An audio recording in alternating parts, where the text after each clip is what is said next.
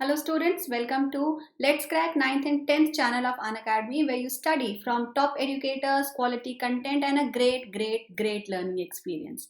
I am Vibha Raj, I am from Kota, Rajasthan, and I have been a teacher for the past 11 years. You can connect with me and follow me on this link on Unacademy and be a part of my team. आज हम लोग बच्चे जो पढ़ने वाले हैं वो है कंप्लीट ज्योग्राफी क्लास 9 इन 7 डेज के हमारे सेशन का आखिरी chapter which is natural vegetation and wild life. इसको हम दो पार्ट्स के अंदर पढ़ेंगे और अभी हम कवर करेंगे पार्ट 1। तो आप अनअकैडमी पर हैं which is India's largest learning platform. We have the highest number of students and students coming from different states preparing for different exams and getting the best content on Unacademy। आपको बहुत सारे benefits मिलते हैं, जैसे सबसे पहला हम देखते हैं डेली लाइव क्लासेस। मतलब आप ना सिर्फ अपने एजुकेटर के साथ में इंटरैक्ट कर सकते हैं, डिस्कशंस कर सकते हैं, बट अपने डाउट्स भी पूछ सकते हैं जो रिकॉर्डेड क्लासेस के अंदर पॉसिबल नहीं हो सकता था। और आप लाइव क्लास के अंदर पोल्स में भी पार्टिसिपेट कर सकते हैं। लाइव टेस्ट एंड क्विजेस, आपने जितनी पढ़ाई की है बहुत ज़रूरी होता है कि आप उसको इवैल्यूएट करें, टेस्ट करें कि आपकी प्रिपरेशन कितनी अच्छी या कितनी बाकी है। तो उसके लिए लाइव टेस्ट एंड क्विजेस भी यहाँ पर होते हैं, जिसके थ्रू आपको एक डिटेल्ड परफॉर्मेंस एनालिसिस मिलता है and you know your plus and minus points. Structured course, that is all courses that you find here are absolutely created in a structured way. You know when are your classes going to be conducted, you know when will be your doubt classes, and you know when will be your test. So you don't have to go anywhere else to seek any other assistance. Everything you will get on the Unacademy in a very structured format. You get unlimited access once you subscribe to the channel. Once you are a plus student, you get an unlimited access to all the videos, and you can watch previous videos, you can watch live videos, and you can also download the PDF of the lectures. इतने सारे benefits के साथ में एक और additional benefit है are free live classes. ये classes सभी बच्चों के लिए ओपन है एंड इनको स्पेशल क्लासेस कहा जाता है। स्पेशल क्लासेस जो हैं बच्चों, ये क्लासेस आपको मिलती है just by following a simple step, that is downloading the Unacademy learning app. Once you download the Unacademy learning app, आप वहाँ पर जाके अपनी क्लास चूज करके स्पेशल क्लासेस अटेंड कर सकते हैं। These are free classes, so कोई भी बच्चा इसको अटेंड कर सकता है and you will find that all the educators are there and they are teaching in such fun and innovative way, and we have got special Sundays in which you get so many classes to cover your syllabus and to make education a fun experience for you. You get to prepare with top educators. इतने सारे अच्छे educators आपके लिए यहाँ पर हैं और बहुत सारे और एजुकेटर्स यहाँ पर आपकी सारी प्रिपरेशंस में आपकी हेल्प करेंगे। आपका एक ओवरऑल परफॉर्मेंस प्रिपरेशन किया जाएगा। You get a comprehensive syllabus. मतलब कई बार आप जब ऑनलाइन क्लासेस ढूंढते हैं तो you don't get all the subjects, you are only confined to 1 or 2 or maximum 3 subjects. But here, because we know that completing all your board class syllabus is significant, so we make it a point that every subject is covered. So mathematics, social science, Hindi, science, English, all the subjects are covered and all the subjects are prepared at the topmost level for your board exam. So how do you connect with us? You can connect with us very easily just by downloading the Unacademy Learning app from the Play Store. Once you do that, you can go on this tab and यहाँ पर you have to choose your class. CBSE section में class 10 या class 9 जो भी आपकी class है आप उसको चूज कर सकते हैं। आप अगर 9th क्लास के स्टूडेंट हैं तो आपको इतने सारे सब्सक्रिप्शन ऑप्शंस मिलते हैं। मतलब आप 12 मंथ का सब्सक्रिप्शन ले सकते हैं, 24 मंथ का सब्सक्रिप्शन ले सकते हैं, 36 मंथ का सब्सक्रिप्शन ले सकते हैं एंड 48 मंथ्स। दैट मीन्स आपका पूरा हाई स्कूल कवर होगा। 48 मंथ में आप क्लास 9, 10, 11, 12 सारी कवर करते हैं एंड आपको किसी और प्लेटफॉर्म पे जाने की ज़रूरत नहीं पड़ेगी। वहीं अगर आप क्लास 10th में हैं तो आप 1 ईयर, 2 ईयर, 3 ईयर सब्सक्रिप्शन ले सकते हैं. And what the prices you are seeing here, these are all discounted prices, a discount which you will get by using the code VRCBSC. आप इस कोड का इस्तेमाल कर सकते हैं और इसके थ्रू आपको 10% का डिस्काउंट मिलेगा इंस्टेंटली. सो हरी आप, be a part of let's crack 9th and 10th channel and let's crack it. तो आज का हमारा chapter natural vegetation and wild life part 1 है. This is a very important chapter and you find that this chapter is in detail जो आपको देश के अंदर मौजूद जो भी नेचुरल वेजिटेशन है, फ्लोरा है, फौना है, इसके बारे में डिटेल में डिस्क्राइब करता है. इस चैप्टर का एक थोड़ा सा प्रीव्यू आपने क्लास 8 के अंदर भी पढ़ा था, बट क्योंकि अब आप क्लास 9 में आ गए हैं, चीज़ें थोड़ी सी डिटेल के अंदर जाएंगी. So natural vegetation refers to plant community which has grown naturally without human aid and has been left undistributed by humans for a long time. हम देखते हैं बच्चों, हमारे घरों के अंदर गार्डन होता है या हमने बालकनी के अंदर गमलों में पौधे लगाए हुए होते हैं. ये जितने भी वेजिटेशन हमारे आसपास में है, ये वेजिटेशन नेचुरल वेजिटेशन नहीं कहलाती. ये वेजिटेशन आर्टिफिशियल है बिकॉज इसके अंदर ह्यूमन इंटरफेरेंस है. क्योंकि अगर हमारे गार्डन के अंदर रोज़ का प्लांट लगा हुआ है तो वो रोज़ का प्लांट वहाँ नेचुरली नहीं होगा, उसको हमने इंटेंशनली वहाँ पे लगाया है. The natural vegetation is actually that vegetation which grows without any human interference. जैसे हम जंगलों के अंदर देखते हैं, जंगलों के अंदर जो वेजिटेशन ग्रो होती है उसके अंदर ह्यूमंस का कोई इंटरफेरेंस नहीं होता है. Hence these vegetation which are untouched by human beings are called as virgin vegetation. The term flora is used to denote plants of a particular region or a period. Flora word जो है ये vegetation के लिए इस्तेमाल में लिया जाता है. कंफ्यूज मत होइएगा, इसमें काफ़ी बच्चे कंफ्यूज होते हैं. And the term fauna is used for the animal kind. तो किसी भी जगह पर जो वेजिटेशन और एनिमल काइंड एग्जिस्ट करता है उसको हम geographically flora and fauna term के साथ में आइडेंटिफाई करते हैं. किसी भी जगह पर जो भी डाइवर्सिटी है फ्लोरा एंड फौना की, वो बहुत सारे फैक्टर्स के ऊपर डिपेंडेंट हो सकती है. हम लोगों ने जूनियर क्लासेस के अंदर पढ़ा था that earth is a biome and there are many ecosystems which exists here.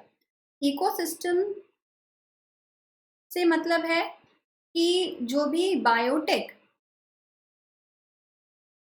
और एबायोटिक फैक्टर्स हैं उनका इंटरैक्शन. अब जो एबायोटिक फैक्टर्स हैं which are non living elements like the soil, water, sunlight, ये एबायोटिक फैक्टर्स जो हैं ये डिसाइड करते हैं कि बायोटिक फैक्टर्स कैसे होंगे. लाइक फॉर एग्जाम्पल, हम अगर डेजर्ट सॉइल देखते हैं, अगर हम हाई सन लाइट देखते हैं एंड वेरी लेस रेनफॉल देखते हैं, तो इस कंडीशन के अंदर बायोटिक कंडीशन डेजर्ट वाली एग्जिस्ट करेगी. तो वैसे ही हम जब इतनी सारी डाइवर्सिटी दुनिया के अंदर देखते हैं तो डेफिनेटली दुनिया का जो फ्लोरा एंड फौना है ये अफेक्ट होता है और चेंज होता है with the change in these factors. In factors को एक एक करके हम पढ़ते हैं. सबसे पहला है रिलीफ. रिलीफ से मतलब है जो आपको लैंडफॉर्म नज़र आते हैं सरफेस के ऊपर, लैंड सबसे पहला relief. Land affects natural vegetation directly and indirectly. The fertile level is generally devoted to agriculture. Like अगर हम भारत का एग्जाम्पल इसके अंदर लेते हैं तो भारत के अंदर हमें देखने को मिलता है कि ये वाला जो बेल्ट है, नॉर्दर्न प्लेन्स वाला जो बेल्ट है, ये काफ़ी फर्टाइल है, ये एल्युवियल सॉइल से बना हुआ है. तो यहाँ पर ह्यूमन की एंट्री हो रही है और यहाँ पर हम एग्रीकल्चर कंडक्ट करते हैं. बट जैसे ही हम नॉर्थ कश्मीर वाले बेल्ट की तरफ में जाते हैं या फिर हम लोग नॉर्थ ईस्ट में पहाड़ी इलाकों में जाते हैं, यहाँ पर ह्यूमन इंटरफेरेंस रिलेटिवली कम है और यहाँ पर जो वेजिटेशन देखने को मिलेगी ये एक्चुअली में नेचुरल वेजिटेशन होती है. राइट. सो ह्यूमन इंटरफेरेंस या फिर लैंड की फर्टिलिटी जो है वो डिसाइड करती है कि कौन सी तरीके की वेजिटेशन वहाँ पे ग्रो करेगी. The undulating and rough terrains are areas where grassland and woodlands develop and give shelter to a variety of wildlife. जहाँ पर थोड़ा सा रफ ज्योग्राफी हो जाती है, जैसे हम प्लेटो में पहुंच जाते हैं या फिर हम माउंटेन में पहुंच जाते हैं, वैसे ही आपको ग्रासलैंड्स देखने को मिलेंगे, आपको कड़क जो लकड़ी है ऐसे पेड़ देखने को मिलेंगे। और फिर इस टाइप के जंगल में जो एनिमल सरवाइव कर सकते हैं उनकी एग्जिस्टेंस आपको देखने को मिलेगी, राइट। दूसरा relief feature is soil which is very very important. Different type of soils provide a basis for different types of vegetation. Like आप लोगों ने जूनियर क्लास में पढ़ा हुआ है कि ब्लैक सॉइल जो है वो कॉटन के लिए सबसे सूटेबल मानी जाती है। वैसे ही हर तरीके की वेजिटेशन के लिए एक ना एक तरीके की मिट्टी होती है। The sandy soils of desert support cactus and thorny bushes, while wet marshy deltaic soils support mangroves and deltaic vegetation. रेगिस्तान के अंदर आपको कैक्टस जैसी वेजिटेशन देखने मिलेगी, वैसे ही दलदल के इलाके जो हैं जहाँ पर मार्शी सॉइल है वहां पर आपको डेल्टाइक या मैंग्रोव वेजिटेशन देखने को मिलेगी। मैंग्रोव वेजिटेशन क्या होती है ये हम अब इस चैप्टर के अंदर एक्सप्लेन करेंगे। The soil at the hill slopes has conical trees. पहाड़ों के ऊपर आप देखेंगे कि जो टाइप ऑफ वेजिटेशन है वो सॉइल के साथ में कॉनिकल होती चली जाती है। कॉनिफरस वेजिटेशन आपको यहाँ पर देखने को। सो जैसे जैसे सॉइल चेंज होती है, चाहे वो प्लेन एरियाज में हो, चाहे वो प्लेटोज में हो, चाहे वो माउंटेन्स में हो, जो टाइप ऑफ वेजिटेशन है वो भी डिफरेंट होता चला जाता है। The second factor is climate. Climate में भी इंटरनली काफी सारी कंडीशंस है। Climate is actually a mixture of different atmospheric conditions.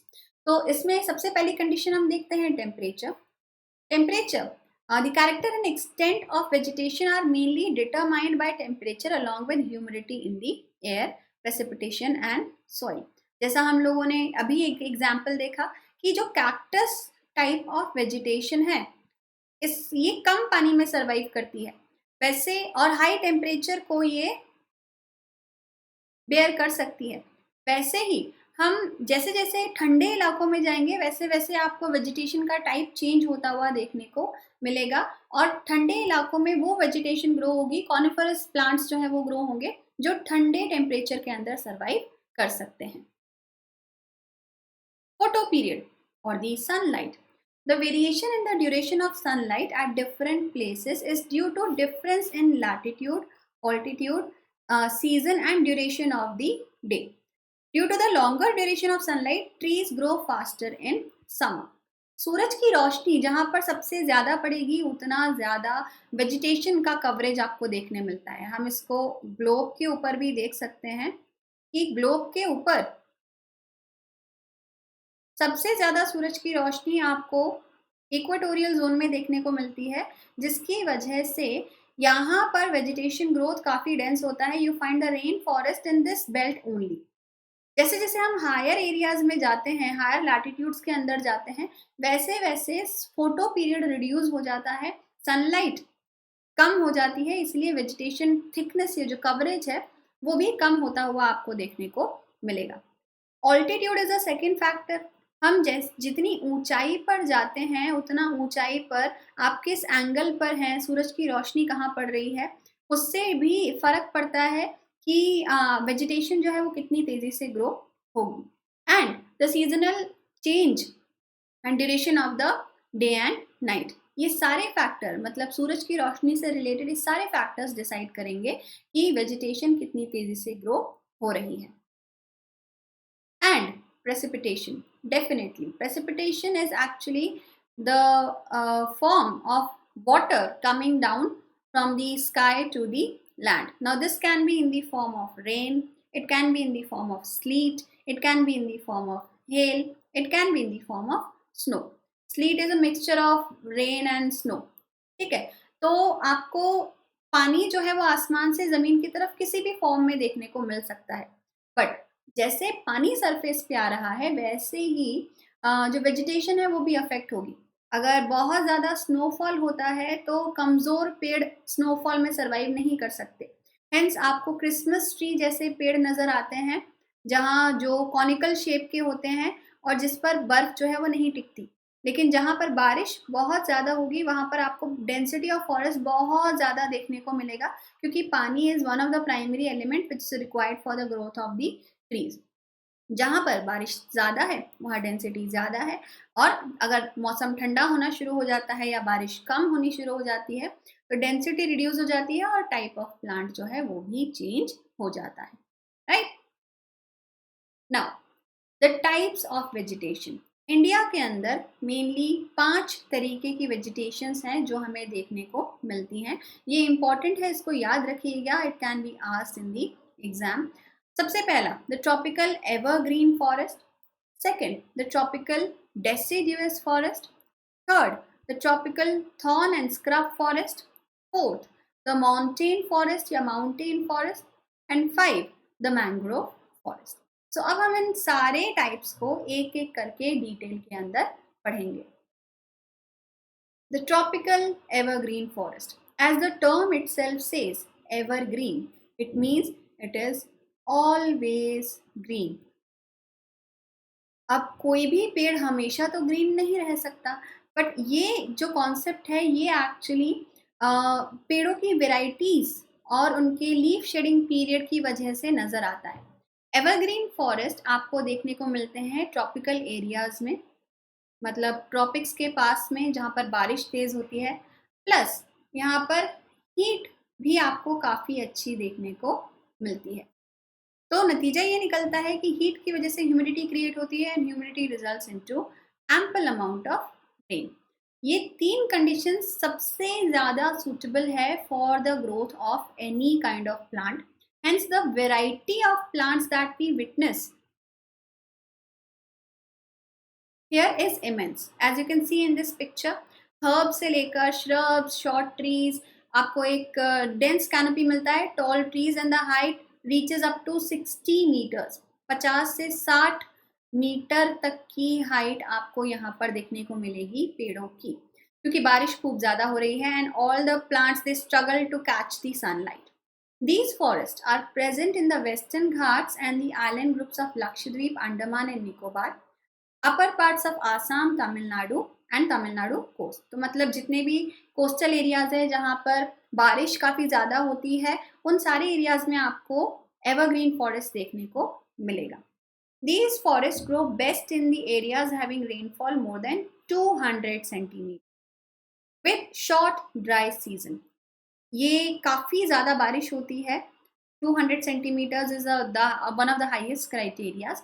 तो हम देखते हैं भारत के वेस्टर्न घाट्स वाले इलाके में मॉनसून सबसे पहले हिट होता है, जैसा हम लोगों ने क्लाइमेट चैप्टर में पढ़ा था कल। और बिकॉज यहाँ पे मॉनसून सबसे पहले हिट होता है तो सबसे ज़्यादा बारिश आपको इसी जगह पर देखने को मिलेगी। तो the rainfall is actually 200 to 400 centimeters on an average in these areas, which results into the growth of the tropical evergreen forest.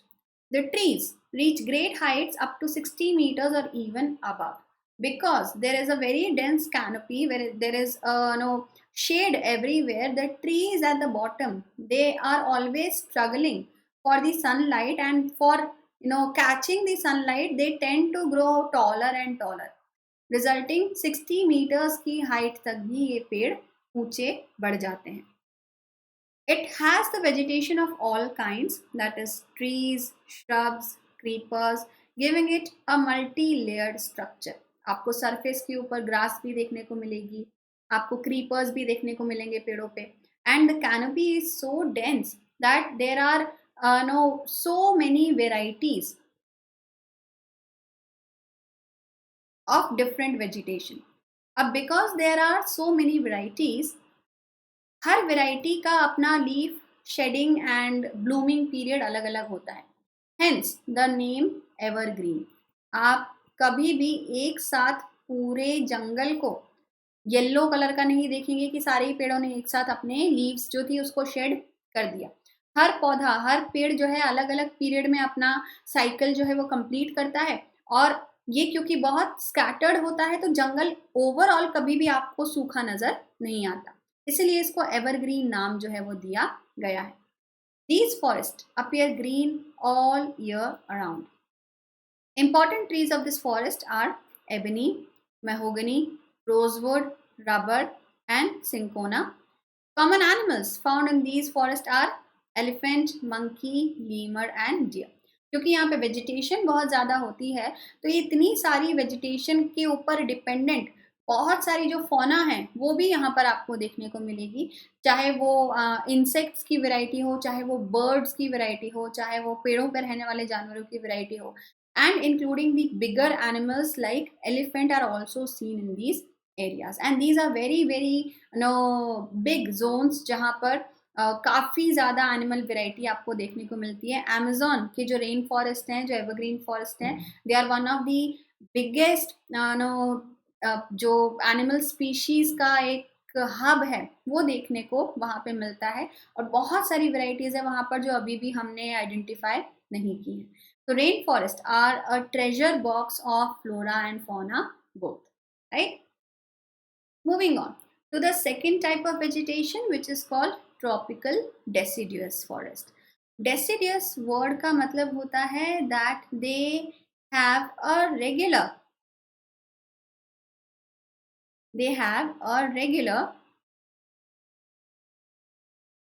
blooming and shedding period.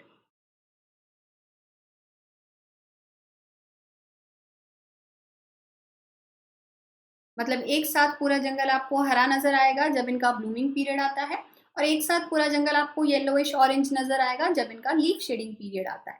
तो these are known as the monsoon forest. Monsoon forest होने की वजह से जब monsoon और humidity होती है तभी अच्छा हरा आपको देखने को मिलेगा, और जब मॉनसून जाता है तो पतझड़ का मौसम विटनेस करने को मिलता है। They are spread over the region having rainfall between 200 centimetres and 100 centimetre. आपको एक बड़ा पॉकेट मिलता है, and further we will be dividing this as well. But overall deciduous forest जो है वो 200 सेंटीमीटर से 70 सेंटीमीटर्स की बारिश को के अंदर ग्रो होते हैं। अगर हमें क्लाइमेट चैप्टर थोड़ा सा भी याद है तो हमें याद होगा कि सबसे ज़्यादा बारिश कोस्ट पे होती है।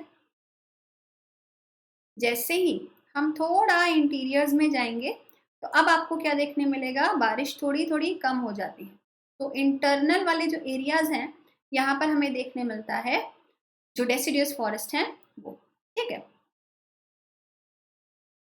In these forest the common animals found are lion, tiger, pig, deer and elephant. ये क्योंकि काफ़ी बड़े जंगल होते हैं, पेड़ों के बीच में स्पेस होती है, और blooming and leaf shedding period fixed होता है, तो बड़े जानवर जो पैरों पे चलते हैं और जिनका स्पेस, जिनका एरिया ज़्यादा बड़ा होता है, वो यहाँ पर आपको देखने मिलेंगे। शेर जैसे हमें फॉर एग्जांपल यहाँ पे देखने मिलता है। शेर जो है उसका बॉडी स्ट्रक्चर ऑरेंजिश ब्राउन होता है जिसमें स्ट्राइप्स होती हैं, जो एक परफेक्ट कैमोफ्लाज होता है इस जगह पर छुपने के लिए, राइट। सो ऐसे एनिमल्स, ऐसा फौना टाइप आपको देखने को मिलेगा जो इन फॉरेस्ट पर डिपेंडेंट होगा। अब जो डेसिडियस फॉरेस्ट है इसको हम on the basis of the rainfall दो टुकड़ों के अंदर, दो वेराइटीज के अंदर डिवाइड करते हैं। One is moist deciduous and the other is dry deciduous. जो मॉइस्ट डेसिडियस है उसका scale of rainfall is 200 centimetres. 200 से 100 सेंटीमीटर के बीच में अगर रेनफॉल है, मतलब अगर हम इसको अपने मैप के ऊपर प्लेस करें तो जैसे जैसे हम इंटीरियर्स में जाएंगे वैसे वैसे रेनफॉल कम होती जाएगी। तो बाहर बाहर का जो इलाका है ये आपको मॉइस्ट डेसिडियस का देखने को मिलेगा। एक्सट्रीमली इंटीरियर्स में आपको ड्राई डेसिडियस जो है वो फॉरेस्ट देखने को मिलते हैं। Bamboo, sal, shisham, sandalwood, khair, kusum, arjun and mulberry are some commercially important species which are found here, and they are facing a lot of problem because of this as well, क्योंकि पेड़ काफ़ी कीमती होते हैं और human population तेज़ी से बढ़ रही है, तो इन जंगलों को तेज़ी से ख़त्म भी किया जा रहा है। The second are dry deciduous forest. These are found in areas having rainfall between 100 to 70 centimetres. तो हमने देखा कि जो डेसिडियस फॉरेस्ट हैं इसमें हमने बड़ा पॉकेट लिया था 200 टू 70 सेंटीमीटर्स का, और इसको फिर फर्दर हमने दो हिस्सों में डिवाइड किया है, moist deciduous and dry deciduous, this is 200 to 100 centimeters and this is 100 to 70 centimeters. ठीक है, तो जो इंटीरियर्स हैं यहाँ पर आपको ड्राई डेसिडियस फॉरेस्ट देखने को मिलेगा. जो गैप बिटवीन ट्रीज है वो यहाँ और ज़्यादा बढ़ जाता है क्योंकि बारिश उतनी ज़्यादा नहीं है. एंड बड़े पेड़, टीक, साल, पीपल, नीम जैसे बड़े और जिनका एरिया बड़ा होता है वो आपको यहाँ पर देखने को मिलेंगे. राइट, सो आई होप इतना चैप्टर आपको समझ में आया है. हम कल इस चैप्टर को कंटिन्यू करेंगे और आगे की वेराइटीज के बारे में पढ़ेंगे. आप लोग हमसे कनेक्ट होइए टेलीग्राम ऐप के ऊपर, जहां पर आपको सारी अपडेट मिलेगी about all the upcoming classes, about all the links that the teachers share daily on the network. So आपको टेलीग्राम ऐप डाउनलोड करना है. ये जो लिंक है इसको आपको यहाँ पे टाइप करना है और आप ज्वाइन को क्लिक करके हमारे साथ में जुड़ सकते हैं. Thank you so much guys. I hope you liked and like the video, share the video and subscribe to our channel. And don't forget to use the code VRCBSC to get your 10% discount on Plus subscription, right?